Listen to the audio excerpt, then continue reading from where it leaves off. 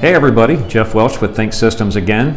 Thought I would take an opportunity and let you know about a really neat event that I attended last week. It was with Agile Baltimore. It was their Lean Coffee meetup that we had down in Columbia. By the way, if you're in the area and you'd like to attend something like this, look for it because it's a great group of people. Anyhow, I took advantage of the Agilists that we had there at this meetup, and I wanted to run a little exercise.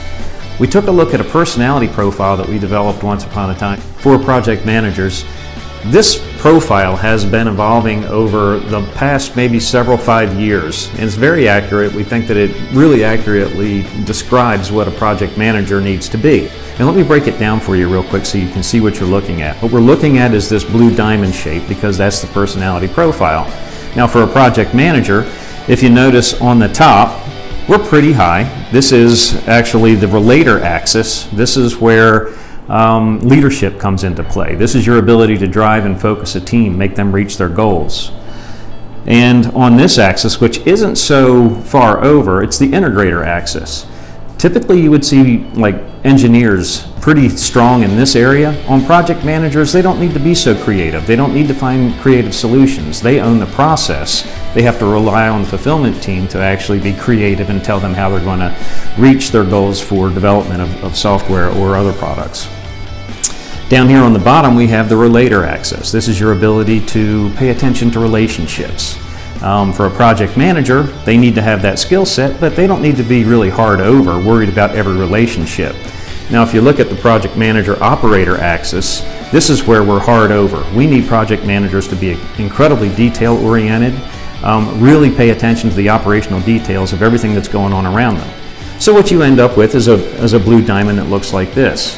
One of the questions was, would a project manager make a good Scrum Master? That's why I wanted to take a look at this personality profile.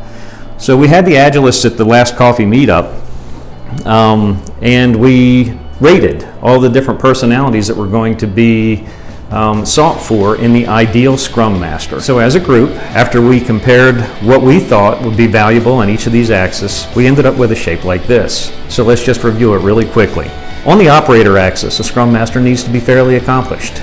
On the ability to focus and drive a team, and this is where it kind of surprised me a lot. I thought the Scrum Master would be really high here, but this Agilist team that we had said not so much. The more important aspect was the relationship aspect. How do you form relationships, make people communicate, really kind of develop a team from that relationship perspective, not so much from a leadership perspective. And then over here on the creative, the integrator side, still need to be fairly accomplished there too, which didn't surprise me. Actually, I would have expected it to be further over because I always thought of a Scrum Master as more of an engineer, a leader of other engineers. But in fact, that's not what the group decided. So, in summary, can a project manager be a good Scrum Master? Yeah, they can, but their personality traits are a little bit different. So they're going to need to learn how to scaffold or build tips and tricks that keep them operating in the Scrum Master zone as opposed to operating in the project manager zone.